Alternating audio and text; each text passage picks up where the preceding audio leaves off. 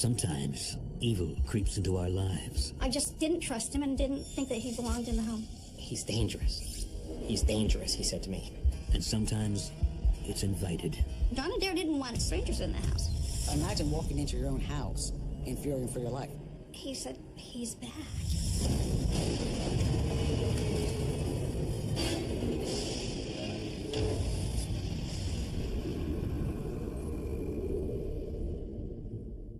On August 6th, 1995, police in Rancho Mirage, California respond to a desperate 911 call from the luxurious home of Dr. John Adair. What they find is shocking. It's a bloodbath. 56-year-old John Adair and his boyfriend John Mix have been shot. Who did this to you? As Adair clings to life, police press him for answers. Who did this to you? Who had it in for this wealthy couple? And why?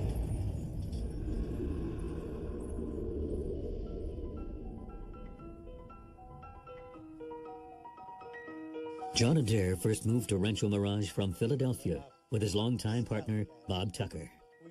Between Tucker's family inheritance and Adair's post as head of radiology at Girard Medical Center, the couple has amassed a considerable fortune.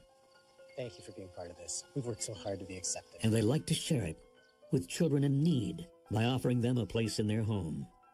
My brother John, he was definitely an outside person, an underdog.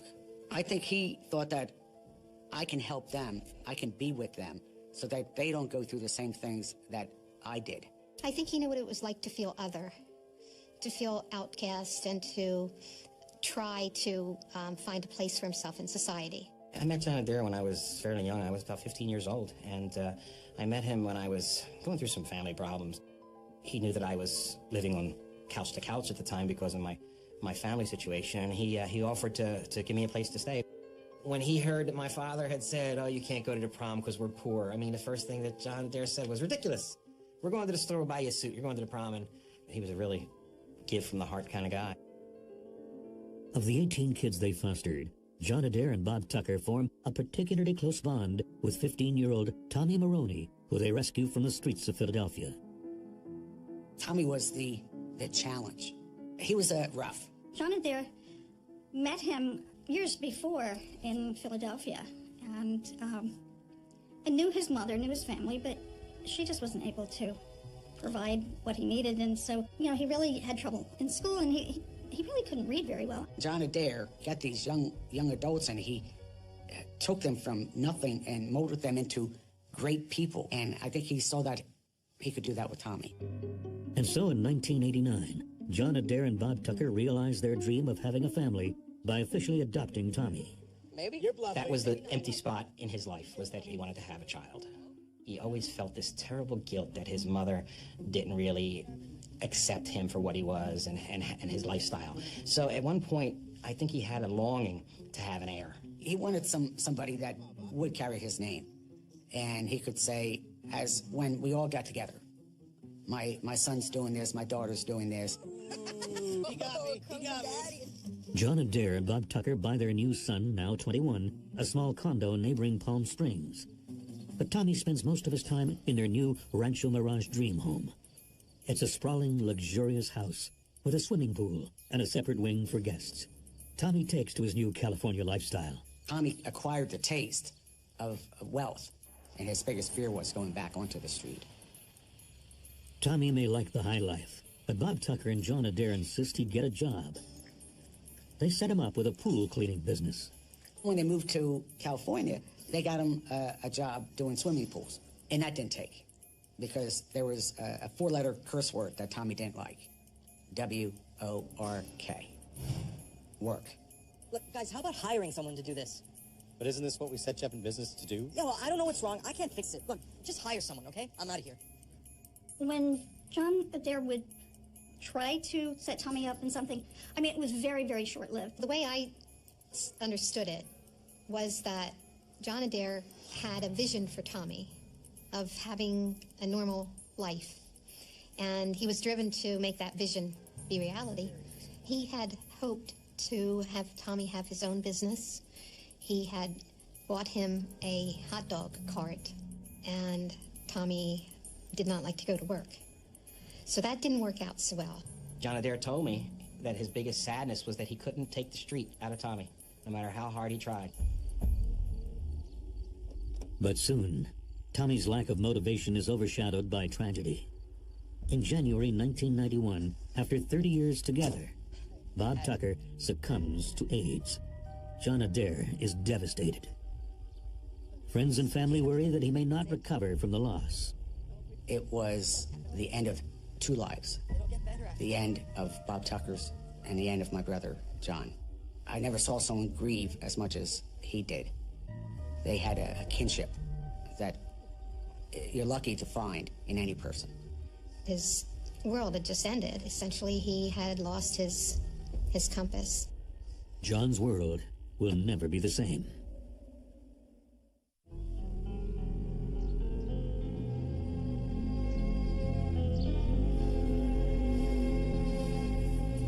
He tried to be strong, but it was so easy for him to open the bottle and find comfort because there was no one there for him. Bob was the one who always drank milk, and Bob was the one who didn't drink, and Bob was the one who was the rock of Gibraltar of the family, and Bob was the one who prevented John Adair from, being too extravagant, and it was a very, very hard time, and John Adair was on the verge of having a nervous breakdown. It was a terrible, terrible time, and all his friends knew that this was going to be bad.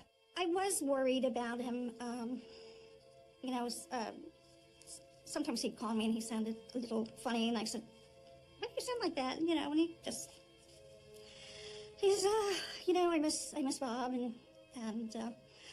but he also started drinking, more at that time. Dad, we got some mail, and you're not going to believe it, but it's from Bob. And Bob continues to look out for John from beyond the grave. Bob Tucker knew John Adair was probably going to spiral out of control, and I remember 1 year after Bob died, he got a delivery, and it was a special delivery. It was a check and a letter from Bob Tucker, and it said, "I figured you've probably spent all the money by now." And it was a check for $10,000, and as you can see, it upsets me even to think about it, because that letter and that check sent John over the edge. Tommy was there for him because there was a need for someone to fill in the role that Bob Tucker had played. Now, that was a tough pair of shoes to fill because, Bob did everything from watering down vodka to hiding the car keys and everything else. Tommy knuckled under and said, "Yes, I'll do that. Yes, I'll go." And so he was the gopher. And so it pleased my brother to have his help in routine things. Thank you. But there was little his new son could do to fill the void that Bob left. He would call and say, "I'm so empty. What can I do?" And my advice was find something so you're not at home thinking of these things. John takes his brother's advice and heads to Los Angeles for a week to clear his head. In L.A., he meets John Mix, a handsome, young, successful events manager. I'm John. Hi, I'm Johnny Mix. Hey, it's a pleasure to meet you. Pleasure to meet you too. And then one day we get a phone call, and The music? you could hear in his voice a childlike excitement. Terrific. I found my true love again. And he says, "Johnny, he's 39 years old, and he makes me feel so young. I just am so happy." He says, "Oh, I've met this person, and he's lovely to look at, and he lifts my heart, and he just sounded like a person in love, and he would say, 'I think this is the one. I think, and he just appeared to be happier and have more energy, and looking forward to doing things once again." They traveled. They started going to different places on the weekends. They took a trip to Greece. They took lots of pictures. He was just happier. In some ways, John Mix reminded me of Bob Tucker in that he was, kind of a nice, calming influence. I felt it was a good relationship.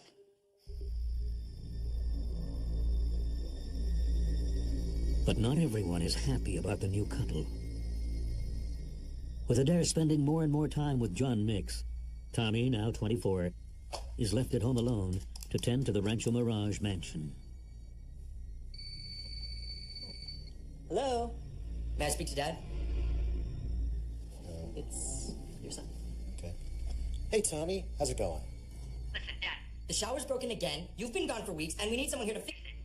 I can't be counted on to do this all the time.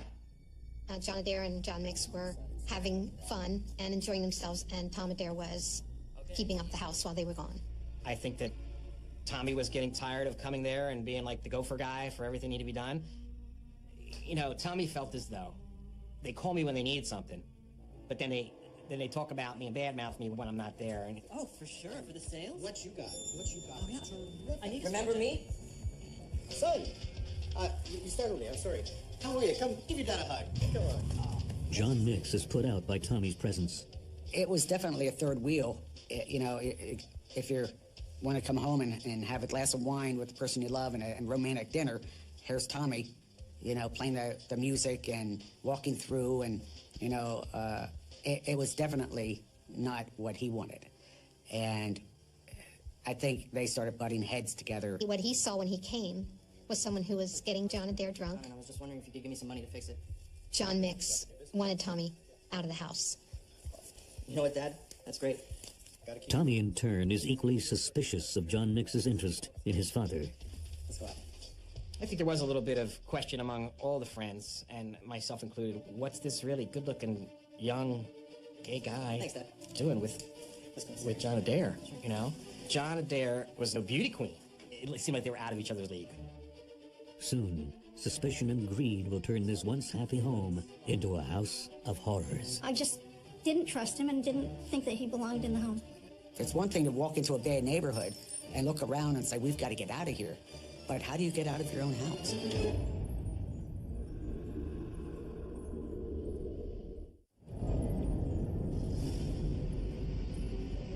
With each visit to the Rancho Mirage house, the rivalry between John Adair's boyfriend, John Mix, and Adair's adopted son, Tommy, grows.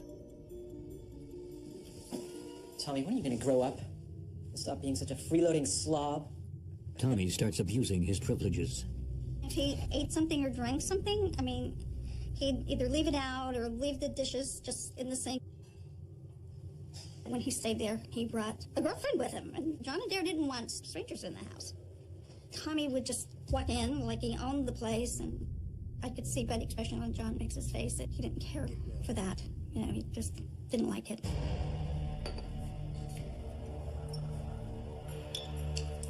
John Adair pushes his son to move permanently into his condo to alleviate the growing tension. I think that once Tommy had gotten the house in Palm Desert to be move-in ready, I think that John Mix felt that it was high time for Tommy to get out of the house and be on his own. I don't think John Mix was terribly fond of Tommy at all. And I think that went both ways.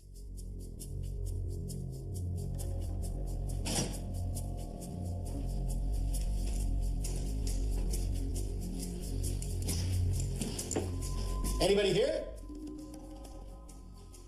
John Adair spends more and more time with Mix in L.A., and the Rancho Mirage mansion becomes neglected. Hello? Tommy drops by every once in a while, but it's not enough. Tommy, what are you doing here? Told me to watch the place, remember? Yeah, but I thought you'd be at your condo. Look, Dad, I gotta level with you. This place is too much for one man to clean up. Tommy suggests that he hire his new friend, Johnny Bacca, who's down on his luck and living in a trailer park. Okay. You trust the guy 100%. They actually met in the parking lot of a Chinese restaurant in Palm Springs. What's up, dude? You need a hand? Tommy was very much into cars and motors and things like that, and Baca was too, and they were also into bodybuilding. That's how their relationship formed, kind of like, call me, and they'd get together and hang out. He was pulling at John Adair's heartstrings. This is a kid just like me. You should let him in. It'll fill a temporary need of having somebody in the house and, keeping it picked up and keeping it clean, probably bringing in the mail, things like that. Tommy was selling it to John Adair as being, here's your housekeeper, here's the person that's going to clean the dishes, cook the meals, do the vacuum, do errands for you. Adair agrees to give Johnny Bacca a shot. Baca was really, really happy about his job position. He didn't have a job before. Obviously, he really maybe didn't have somewhere to really stay, so that made it harder for Johnny to get employment. But Mr. Adair made him feel welcome, and he was a very nice man, well respected. They became really good friends. Mr. Baca, I'd like to welcome you to this house. You are going to be a very good addition to this place. You won't regret it, I promise. I'm sure I won't. Thanks. John Adair liked to have good-looking guys around. I mean, if he could have had the Chippendales working at his house all day long doing pool and doing stuff, he would have loved that. He would have been in heaven. I mean, that's what he liked.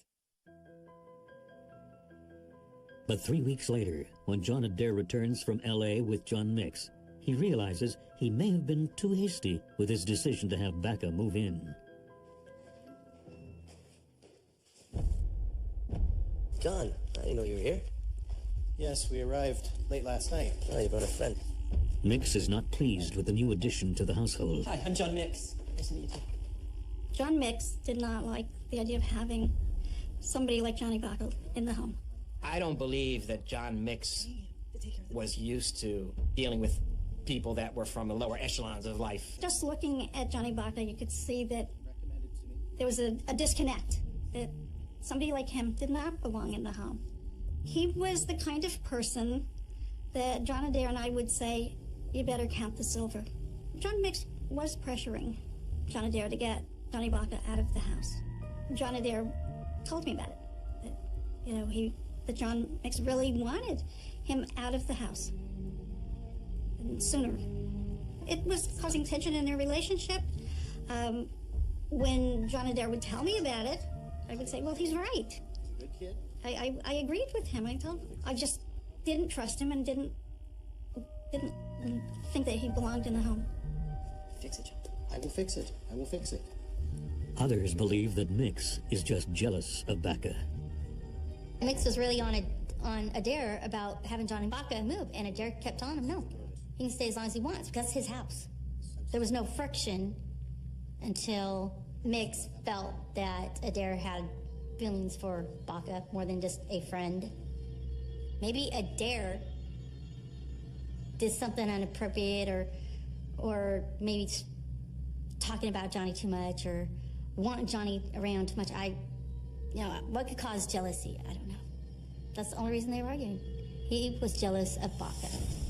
He was afraid that Adair was starting to have feelings for Baca. In the early summer of 1995, 3.5 years after Adair and Mix meet, their relationship starts to fall apart. Mix stays away from the Rancho Mirage mansion for weeks at a time, and Adair falls into a deep depression. John Adair was fearing that he was going to lose John Mix. And he was drinking again, and that made him even more vulnerable. So he drank some more. Tommy and Baca, meanwhile, are spending a lot of time together at the Rancho Mirage house. I'm out of vodka. I need somebody to go to the store for me. Dad, I literally picked some up this afternoon. Just go upstairs and get it. Oh. Tommy would come in from the liquor store with big bottles of vodka. The drinking was a real weakness for John Adair. And before long, the new and seemingly close friendship will take a dark turn. He said, he's back. He's dangerous. He's dangerous, he said to me.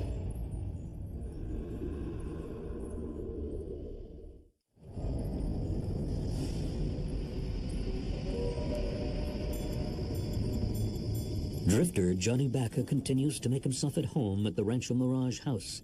But his employer, John Adair, is beginning to have some very serious reservations about his new housemate. In the last week of July 1995, Adair calls his friend Valerie Malot in a panic. Please.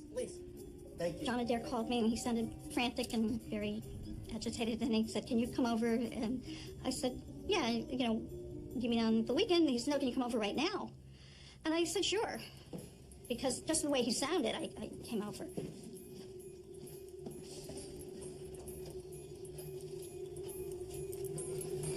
Thank you for coming. What happened to your eye?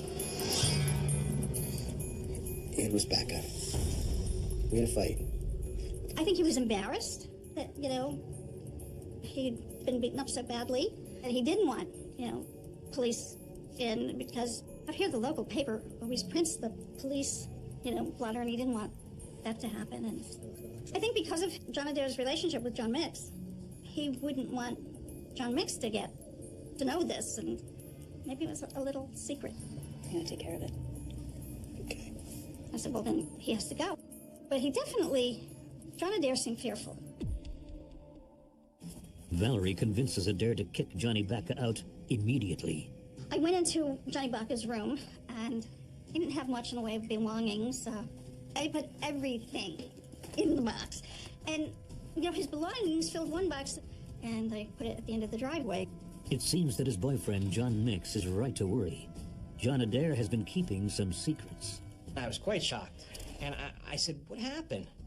He said, he's dangerous. He's dangerous, he said to me. He said, we were playing, and then it got out of hand. Now, when he says playing... You weak, worthless failure! John Adair was into like a little bit of the bondage. And I said to him, I said, so what happened? I said, you guys didn't have like a safe word? He said he wouldn't stop. He just started punching me.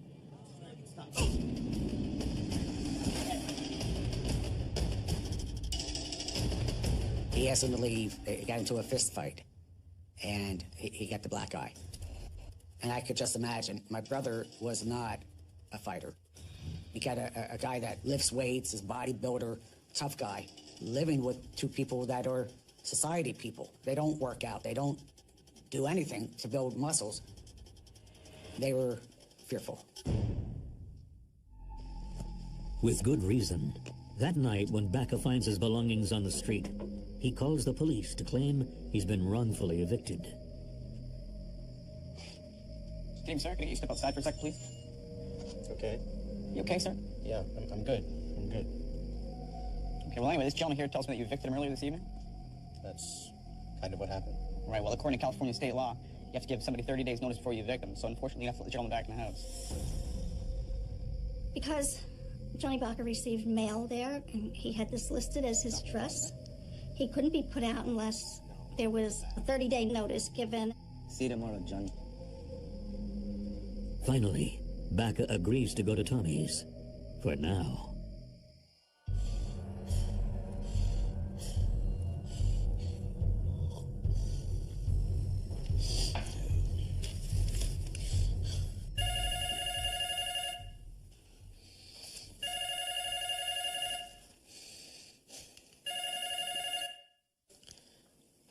Hello? Hey, Dad, it's Tommy. Yeah, listen, I'm here with Johnny. Apparently you kicked him out? What's that about, Dad? You don't know the whole story. Tommy was pestering John Adair a lot to let Johnny Baca back into the home, telling him it was a one-time thing, it wouldn't happen again, that he would be on the street, and pulling at John Adair's heartstrings. I really thought you were better than that. Really, I did. Guess I was wrong.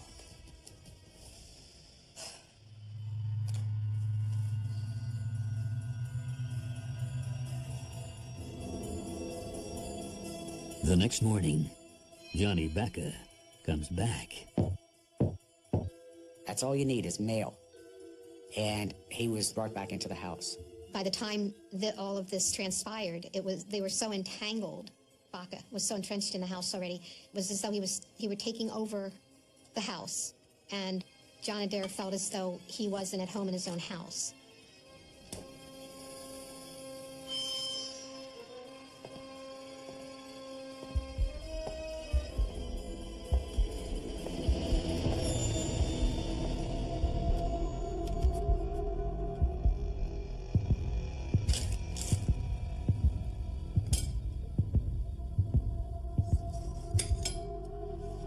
Do you think you could go into Palm Springs tomorrow and get some groceries? Yeah, John, no problem. I'll be going downtown tomorrow, so when I get a chance, I'll pick that stuff up. Thank you. I think I should go to bed now. Yeah, I think so, too. You have a good day.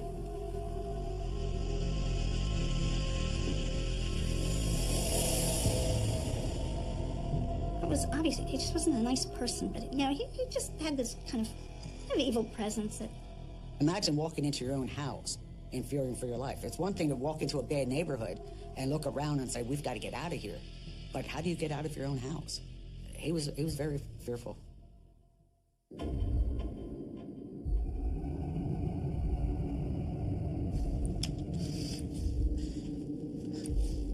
John, things are getting really weird here. What's going on? It's Bacca. Afraid for his safety, John Adair calls John Mix and asks him to come over for the weekend. I'll come out. Oh, thank you. Thank you. I miss you. I miss you too. But Mix's presence won't diffuse the growing tension. It'll make it worse. Much, much worse. We made entry with our guns drawn, not knowing what we had there. I was overwhelmed. I couldn't believe that this actually happened.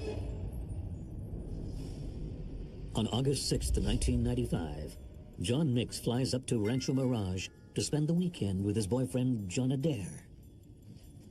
Adair asks Johnny Bacca to pick Mix up at the airport, but Bacca never shows. John, Valerie, oh, I'm so glad you're here. I had to pick up John Mix at the airport, the Palm Springs airport, because he flew out from LA because his car was being fixed. So I brought him out to the house, and, you know, he was quiet, and he says, I just hope, you know, the little bastard's not there. And I said, so do I. Adair is furious that Bacca failed to accomplish his one errand, and he takes decisive action. I know, he's out. Good. When Bacca finally shows up with Tommy that afternoon, Really appreciate the help with the car, man. Anytime. John Adair is showing his room to a girl who just happened to see an ad about a room to rent. Okay, it's easy to live here. Easy. Thanks a lot, John. This is how you want me finding out. I can't believe it. Friggin' out of here.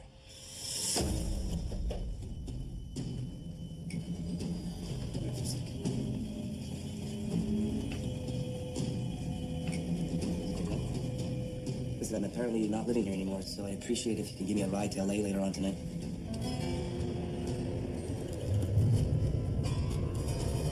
Sure. Okay. You ready? Yeah, thanks a lot. You gonna be okay, bro? I guess so, man. With his friend's ride secure, Tommy leaves the house at 7 p.m.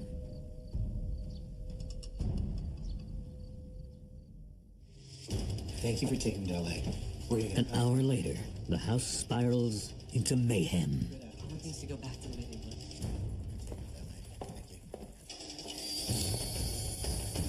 No.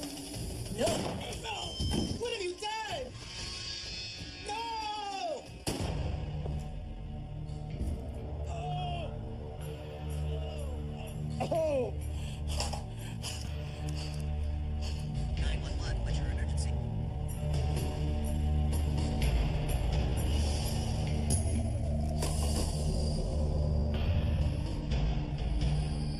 We made entry with our guns drawn, not knowing what we had there.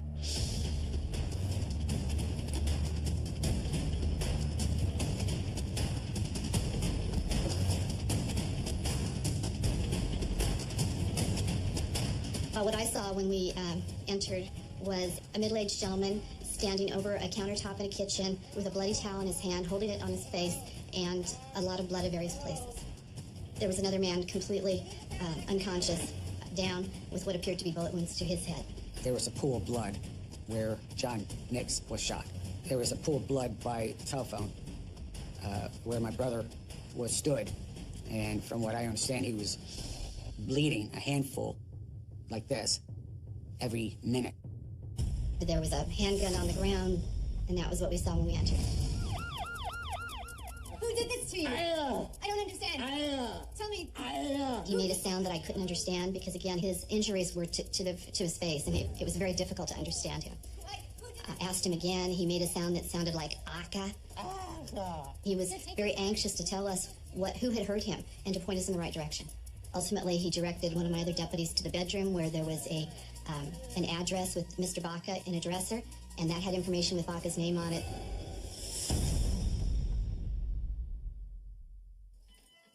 John Mix was shot twice. He dies shortly after arriving at the hospital. Adair was shot once. He is still alive, but hanging on by a thread and lapsing in and out of consciousness. His family is horrified. Dennis's mother called on a Sunday afternoon and said to Dennis, "My God, John Adair's been shot." I was overwhelmed. I couldn't believe that that this actually happened, that my brother-in-law, who I cared a lot for, was on life support. Dennis Adair immediately travels to his brother's side and later heads over to John's house for some rest. When he arrives, he's surprised to see Tommy. It was not secured at that point. There was no tape around the house, so anybody could go in. What are you doing here? Well, figured I'd clean up. I mean, no one's here to do it, so figured I would. You know what? I really think it's time for you to go. Time for me to go. I live here. I have a right to... No, you don't live here anymore. You go now.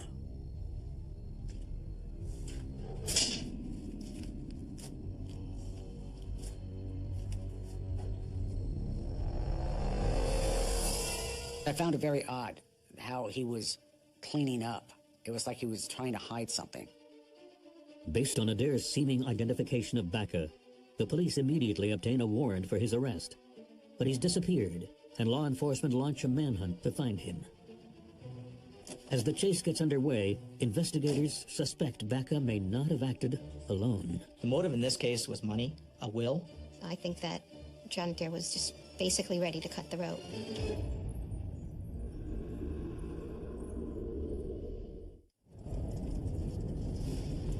On August 10th, 1995, millionaire John Adair remains in critical condition at Eisenhower Medical Center after being shot at his home 3 days earlier. Police wait for him to recover enough strength to assist them in the investigation. At the same time, they scour the area looking for their main suspect, Johnny Baca. The name Baca was given. So at that point in time, now the police have to make a quick decision as to what this person has to do with this crime scene. I call these murder marathons because you don't stop. You don't go home. You don't continue with other appointments. You stay with this day and night until you secure a suspect and or the trail runs cold.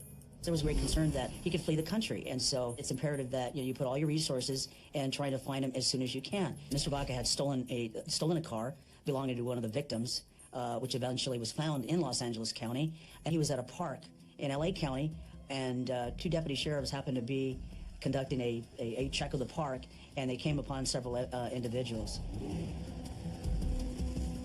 Hey, 1 minute, we'd like to ask you a few questions. Like to see your ID. I don't got any idea. Yeah, what did you just drop here? That's not mine. Hold on a sec. No problem. Johnny Baca, get down on your knees. You're under arrest. Get down on your knees right now. Get down on your knees. What did I do, man? On August 15th, 1995, Baca is arrested for the murder of John Mix and the attempted murder of John Adair.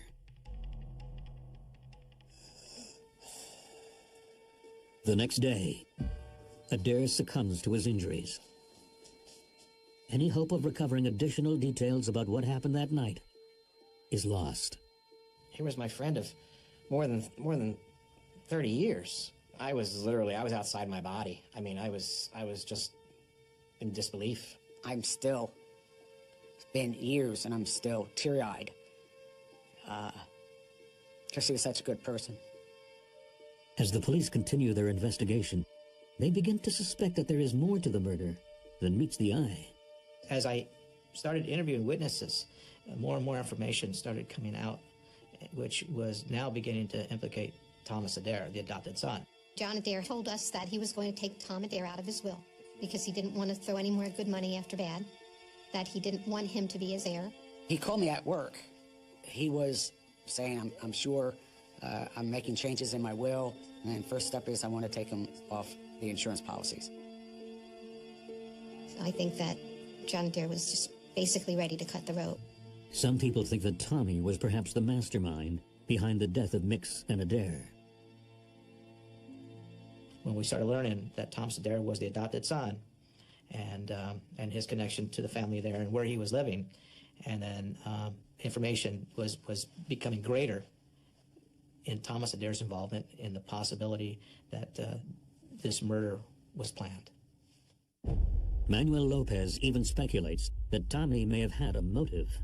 The motive in this case was money, a will, and the biggest part is that Thomas Adair was adopted by John Adair. That relationship started to go sour. So Thomas was now pressured to move up a plan in order to secure that will. Baca wasn't in the will. The only motive that Baca would have done was to partner up with Tom Adair and initially be a benefactor of the insurance money and the will. Really have no idea what's going on. Investigators press Baca for more information. Really don't even know why I'm here. He tells the police a different version of the events of the night of August 6th, 1995. So I packed my bags, I was waiting at the entrance, and all of a sudden him and John Adair were having it out. There was full-blown argument in the kitchen. I'm taking Baca tonight to LA, and that's it. He's out of our lives. He's my friend. You're not taking my friend away. He's no friend. And I was waiting, and I realized at the time I had to get out of there. So I grabbed the BMW keys, I got in the car, and I went to LA, and I have no idea my involvement. All Baca wanted to do was just, you know, he wanted to get out of there. And as far as Tommy's concerned, he's just my buddy. Baca strongly denies any conspiracy and claims he doesn't know who committed the murders. That's pretty much all. Many times when you have a partner and one partner goes into custody and one isn't, you know, that person that's in custody will likely say something in order to get the best deal that he can. Baca, at that point in time, thought that he could beat the case, still come up with the money that Tommy Adair is going to get, and they would both be scot-free. The murder weapon. I don't know anything about any murder weapon. I don't know anything about a gun. Try as they might, investigators can't find any evidence of a conspiracy. I mean, even the gun found at the scene cannot be traced back to either Baca or Tommy. There's a lot of supposition about what happened or didn't happen. And based on what we had, based on the evidence, and theory is only as good as the evidence that supports it. You needed eyewitnesses, and you needed physical evidence. And we didn't have either of those. You don't want to issue an arrest warrant for a person unless you have all the information that you need to prosecute. If you did that, that would be a fishing expedition, and we don't do that. With no evidence to prove that Tommy is in any way linked to the crime, he's dropped as a person of interest. Good luck, clowns. Only Baca is charged. John, I'm taking Baca to the airport. Later, at the trial, Baca's lawyer implies that Mix and Adair may have been having a lover's quarrel that turned violent. The defense wanted to paint a picture that there was a love triangle, and that John Mix and John Adair had an argument, and John Adair, who never had any liking for guns whatsoever, had a gun, and he shot John Mix point blank, and then shot himself twice. I mean, okay, gee, I failed, so I better shoot myself again. And then I'm going to get up and call 911 for help, because I didn't die. There was a kind of a murmur of a chuckle going through the courtroom because it was so absurd. On August 4th, 1997, a jury finds Johnny Baca guilty of the first-degree murders of John Adair and John Mix. He is sentenced to 55 years to life in prison. 4 years later, the case is successfully appealed. But after a second trial in October 2002, the jury finds Baca guilty again, and he is given an even more severe sentence of 70 years to life. Tommy Adair inherits almost all of John Adair's money. Nearly 10 years later, on October 16th, 2012, he is found dead in his apartment, taking any secrets to the grave with him. He was just 45 years old. Family and friends still cherish their memories of John Adair and John Mix. John Mix was very, very handsome, very calm, he was a lovely person, he really was. The effect that he had on John Adair, it was just so refreshing. It was, you know, you couldn't help but get caught up in it. He was a wonderful guy, that he was, you know, a great partner and you know, giving and loving. And he was much too young to have this happen and his family to be devastated as well. I'm a better man for having known John Adair. Don't give up. Don't quit. You could do it. Despite what life throws your way, you just keep your head up. That was his attitude. Nobody deserves to die in that way. John Adair especially didn't deserve to die in that way because he'd always been so good to so many people. I never knew him to hurt anybody. That, you know, he was constantly generous. There was no reason for that. John Mix didn't deserve to die in that way, or any way. I mean, they both had a lot of years still to go. My brother always saw the best in people. And he was right 99% of the time. He only got stung once. It cost him his life. He was such a good person.